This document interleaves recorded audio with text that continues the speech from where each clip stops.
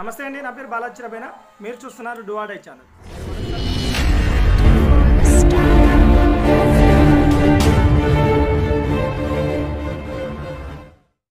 మీరు మొదటిసారిగా మా ఛానల్ విజిట్ చేస్తున్నట్లయితే సబ్స్క్రైబ్ చేసుకునే ప్రయత్నం చేయండి. అయితే ప్రధానంగా ఏదైతే ఏపీ సబ్ ఇన్స్పెక్టర్ ఎగ్జామ్ జరిగిందో దానికి సంబంధించిన కట్ ఆఫ్ అనాలిసిస్ ఈ వీడియోలో తీసుకురావడం జరుగుతుంది. ఈ వీడియో చేసేటప్పుడు చాలా క్షుణ్ణంగా మేము ఆ పేపర్ని చూసిన తర్వాత అదేవిధంగా చాలామంది ఎక్స్పర్ట్స్ని వాళ్ళ సలహాలు వాళ్ళు ఎంతవరకు ఒక ఎగ్జామినేషన్ వాతావరణంలో అభ్యర్థి ఆ పేపర్ని ఎంతవరకు చేయగలుగుతాడు అనే అంశాలను తీసుకొని చేయడం జరిగింది. ఇంకా అదే కాకుండా చాలా అంశాలని ఆ పేపరు విషయంలో కట్ ఆఫ్ చేయడానికి ఈ క్రింది అంశాలను మేము తీసుకోవడం జరిగింది. అయితే ఎగ్జామ్ టైం లేకపోవడం భారీగా స్కోర్ తగ్గే అవకాశం ఉన్నట్టుగా తెలుస్తుంది. ఎందుకంటే ఈవెంట్స్కు దానికి మధ్య ఉన్నటువంటి గ్యాప్ చాలా తక్కువ కాబట్టి ఈవెంట్స్కు అయిపోయిన తర్వాత చాలా తక్కువ సమయంలోనే మహా అయితే ఒక 20 days లోపలనే ఎగ్జామ్ ఉన్నట్టు తెలియజేయడం జరిగింది. అది ఒకటి. రెండవది పేపర్ టఫ్గా రావడం, టైమింగ్ లేకపోవడం ఒక ఎత్తు అయితే ఇంకా పేపర్ పూర్తిగా టఫ్ రావడం అనేది రెండవ కారణంగా చెప్పుకోవచ్చు.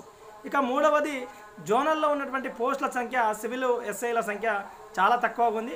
ఓవరాల్గా కూడా పోస్టుల సంఖ్య తక్కువ, అప్లై చేసినటువంటి అభ్యర్థుల సంఖ్య ఎక్కువగా ఉంది. ఇది మూడవ కారణం.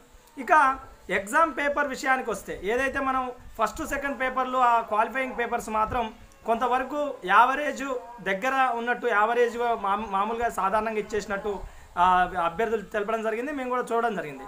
అయితే ఆ ఎగ్జామ్ పేపర్లని దాదాపు అందరూ క్వాలిఫై కావచ్చు అనేదే చెప్తున్నారు.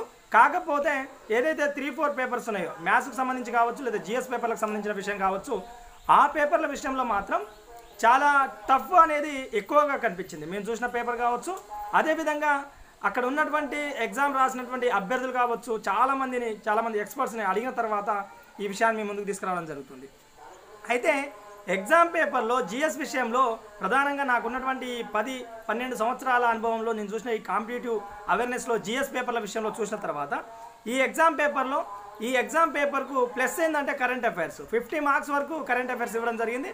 దాదాపుగా మనకు ఉన్నటువంటి దొరికే సగటు ఏవైతే మ్యాగజైన్స్ ఉన్నాయో ఆ మ్యాగజైన్స్ ఇందులో ఆ కరెంట్ అఫైర్స్ మ్యాక్సిమం వర్కౌట్ అయింది. షైన్ ఇండియా ఇన్స్టిట్యూట్ సంబంధించిన కావచ్చు, ఇంకా వేరే ఇతరవి కూడా దాదాపు వర్కౌట్ అయినట్టుగా చెప్పుకోవచ్చు. కాబట్టి కరెంట్ అఫైర్స్ అనేది ఎవరైతే బాగా చదివారో ఆ అభ్యర్థులు జిఎస్లో స్కోర్ని లాగే అవకాశం ఉంది.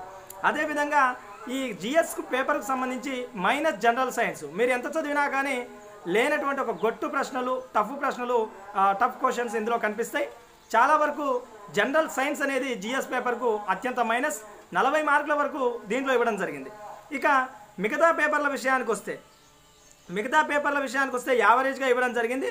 పాలిటీ, ఇండియన్ హిస్టరీ లాంటి పేపర్లని బైక్ బై చేసే పరిస్థితులు కూడా కనిపిస్తున్నాయి. పాలిటీ, ఇండియన్ హిస్టరీ లాంటి పేపర్లని బైక్ బై చేసే పరిస్థితులు కనిపిస్తున్నాయి. ఎందుకంటే ఇంకొకటి, ఎవరైతే ఇది కేవలం హార్డ్ వర్క్తో కూడుకొని చేసినటువంటి అభ్యర్థులకు సక్సెస్ రాకపోవచ్చు. ఎవరైతే స్మార్ట్ వర్క్ అని అన్నామో, ఎవరైతే హార్డ్ వర్క్ అన్న రెండు కలగలిపి కాంటెంపరీ ఇష్యూస్ ఓరియంటేషన్లో చూసిన వాళ్ళు, ప్రీవియస్ పేపర్లని ఎవరైతే జర గట్టిగా చదివిన వాళ్ళు అభ్యర్థులు, లేకపోతే చాలా కాలం నుంచి చదివినటువంటి అభ్యర్థులు ఎవరైతే వాళ్లకు జిఎస్ పేపర్ దాదాపుగా అవకాశంగా కనిపిస్తుంది. ఇంకొకటి, మ్యాథ్స్ పేపరు చాలా టఫ్గా రావడం అనేది ఇదొకటి మైనస్. దాదాపు జిఎస్ పేపర్లో స్కోర్ లాగవచ్చు కానీ మ్యాథ్స్ పేపర్లో స్కోర్ లాగే పరిస్థితులు లేనట్టుగా మ్యాథ్స్ అభ్యర్థులు ఎవరైతే ఎగ్జామినేషన్ వాతావరణానికి వెళ్ళారో, ఎవరైతే సీరియస్ ఆస్పిరెంట్స్ వాళ్ళు చెప్పడం జరిగింది. ఇదే విధంగా ఈ తరహా పేపర్లను ఎగ్జామినేషన్ వాతావరణంలో ఎంత చేయొచ్చు అనే విషయాన్ని మీకు తీసుకురావడం జరుగుతుంది. అయితే ఒక్కొక్క పేపర్ని కూడా స్కోర్ ఎంత చేయొచ్చు అనేది, అంటే ఒక జిఎస్ పేపర్లో కరెంట్ అఫైర్స్ని బాగా చదివినటువంటి అభ్యర్థి 50కి టాప్ స్కోర్గా 40 నుంచి 45 చేయొచ్చు. టాప్ స్కోర్ అంటే స్టేట్లో ఫస్ట్ ర్యాంకరు ఉండేటటువంటి అభ్యర్థి 40 నుంచి 45 వరకు చేయొచ్చు. అదేవిధంగా స్టేట్లో ఫస్ట్ ర్యాంకర్గా ఉండేటటువంటి అభ్యర్థి జనరల్ సైన్స్ని 40 మార్కులకు 20 నుంచి 23 వరకు చేయొచ్చు. అదేవిధంగా స్టేట్లో టాప్గా ఉండేటటువంటి అభ్యర్థి, ఫస్ట్ ర్యాంకర్గా ఉండేటటువంటి అభ్యర్థి పాలిటీ, ఇండియన్ హిస్టరీ విషయానికి వస్తే పాలిటీ టోటల్గా 25 ఇవ్వడం జరిగింది. టోటల్గా 40 మార్కులకి ఇక్కడ 35 వరకు టాప్ అభ్యర్థి చేయవచ్చు.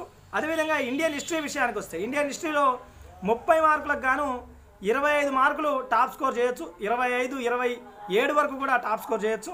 అదేవిధంగా ఇండియన్ జియోగ్రఫీ విషయానికి వస్తే 40కి 30 నుంచి 33 మార్కుల వరకు కూడా టాప్ స్కోర్ చేయొచ్చు. కానీ ఇక్కడ వచ్చినటువంటి మెయిన్ ప్రాబ్లం ఏంటంటే టైం ఎగ్జామ్ ఈవెంట్స్కు ఎగ్జామినేషన్ మధ్య జరిగినటువంటి 1 మంత్ కూడా టైం లేకపోవడం అనేది భారీ మైనస్. ఎందుకంటే ఎంత చదివినప్పటికీ రీకాల్కులేషన్ లేనప్పుడు ఎగ్జామినేషన్ వాతావరణంలో అభ్యర్థి పేపర్ని ఎదుర్కోవడం అనేది చాలా ప్రాబ్లమేటిక్గా ఉంటుంది. ఎంత చదివినప్పటికీ కూడా ఆ మధ్య ఉన్నటువంటి ఆ రీకాల్కులేషన్ టైం, మనం ఏదైతే రివిజన్ అంటామో కదా, ఆ రివిజన్ లేనప్పుడు ఎలాంటి పేపర్నైనా చేయడం చాలా కష్టంగా ఉండే అవకాశం ఉంది. దాదాపుగా ఆ మ్యాథ్స్ ఎక్స్పర్ట్స్, మ్యాథ్స్ అభ్యర్థులు చెప్తున్న ప్రకారం మ్యాథ్స్ పేపర్ని 110 చేస్తే చాలా అద్భుతంగా చేసినట్టు, 110 నుంచి 120 వరకు చేసినట్టు అనిపిస్తుంది. ఇక జిఎస్ పేపర్ విషయానికి వస్తే 120 నుంచి 140 మధ్యన చేయొచ్చు అన్నట్టు చెప్పడం జరిగింది. కాకపోతే ఇది ఎప్పుడు ఒక జనరల్ కాంపిటేటివ్ ఆస్పిరెంట్స్ విషయంలో, అది ఎత్తు పొడుగు ఇలాంటి ఎగ్జామ్స్కు సంబంధించి ఆ పోటీతత్వం లేనప్పుడు ఇలాంటి పేపర్లను చేయొచ్చు. ఎందుకంటే ఇలాంటి ఎగ్జామ్స్లో ఇది ఒక శారీరక అర్హతలు ఉన్నటువంటి అభ్యర్థులు మాత్రమే ఎగ్జామ్ రాసే అవకాశం ఉంటుంది. కాబట్టి ఒకవేళ మానసికంగా బలవంతుడిగా ఉన్నటువంటి అభ్యర్థి శారీరకంగా బలహీనంగా ఉండొచ్చు, ఆయన సబ్ ఇన్స్పెక్టర్ లాంటి ఎగ్జామ్స్కి ఈ రన్నింగ్ జంపింగ్ లాంటి వాటిలో పోయే అవకాశం ఉంటుంది. కాబట్టి ఇలా ఒక సాధారణంగా సగటుగా అన్ని ఓవరాల్గా తీసుకున్నప్పుడు యావరేజ్గా ఈ పేపర్లని 110 నుంచి 110 అంటే ఒక మ్యాథ్స్ పేపర్ని 110, అదేవిధంగా జిఎస్ పేపర్ని 115, 110 మధ్యలో, అంటే ఓవరాల్గా 220 నుంచి 240 మధ్యలో వివిధ జోన్లలో ఓపెన్ కట్ ఆఫ్ ఉండొచ్చు అనేది మా అభిప్రాయం. ఇది ఒక అవగాహన కోసం మాత్రం రూపొందించిన వీడియో. 220 నుంచి 240 మధ్యలో ఎవరైతే స్కోర్లు చేసిర్రో వివిధ జోన్లు ఉన్నాయి, ఆ వివిధ జోన్లకు సంబంధించి ఇక్కడ ఉన్నటువంటి అభ్యర్థులు ఓపెన్లో సెలెక్ట్ అయ్యే అవకాశం ఉంటుంది. ఇంకా కొంత వేరే రిజర్వేషన్ వర్గాల్లో తగ్గొచ్చు కూడా. ఎందుకంటే అక్కడ ఉన్నటువంటి అప్లికేషన్స్ కావచ్చు, అక్కడ ఉన్నటువంటి వాళ్ళు చదువు కావచ్చు, ప్రియారిటీని బట్టి కూడా ఉంటుంది అన్నట్టు. ఇది దీనికి సంబంధించిన విషయం. ఇంకా అదేవిధంగా ఇంకా ఈ టాప్గా ఒక స్టేట్ ఫస్ట్ ర్యాంకరు దీన్ని అత్యద్భుతమైనటువంటి నాలెడ్జ్ ఉన్నటువంటి అభ్యర్థి ఎంత చేయగలుగుతారంటే 290కి మించి మాత్రం స్కోర్ పైకి పోయే అవకాశం అయితే లేదన్నట్టుగా అనిపిస్తుంది. 300 స్కోర్ అయితే ఎవరు చేయనట్టుగా అనిపిస్తుంది. దాదాపుగా 285 నుంచి 290 మధ్యలో స్కోర్ ఉంటే ఉండొచ్చు. ఎందుకంటే అది కూడా ఒక్కరో ఇద్దరు. దాదాపుగా స్కోర్లు మొత్తం కూడా ఒక ఉద్యోగం సాధించాలనే స్కోర్లు మాత్రం 260 నుంచి ప్రారంభం కావచ్చు, కింది వైపు ఒక 220 వరకు వస్తే రావచ్చు. 220 అనేది కూడా చాలా టఫెస్ట్ స్కోరే దాదాపుగా. కాకపోతే ఎగ్జామినేషన్కి మెయిన్ ప్లస్ పాయింట్స్గా పాలిటీ అనేది కూడా టఫ్ అయినప్పటికీ కూడా ఇదంతా కూడా గ్రూప్ 2 ప్రిపేర్ అయినటువంటి అభ్యర్థులు మాత్రమే లాగేటటువంటి జిఎస్ పేపర్లు ఇవి.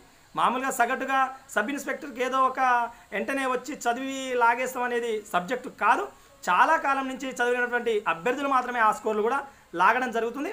ఇంకా కొద్దిగా ప్రీవియస్ పేపర్ల వైపు బాగా నాలెడ్జ్ ఉన్న వాళ్ళు, కరెంట్ అఫైర్స్ని బాగా తరువుగా చెక్ చేసిన వాళ్ళు అయినప్పటికీ కూడా చాలామంది అభ్యర్థులకు ఏంటంటే ఈ సబ్ ఇన్స్పెక్టర్ లాంటి పేపర్లకి వాళ్ళు కొంత ఈ ఈవెంట్స్ అయిపోయిన తర్వాత మాత్రమే మేము అటువైపు దృష్టి మళ్లించాలన్న ఉద్దేశం ఉంటుంది.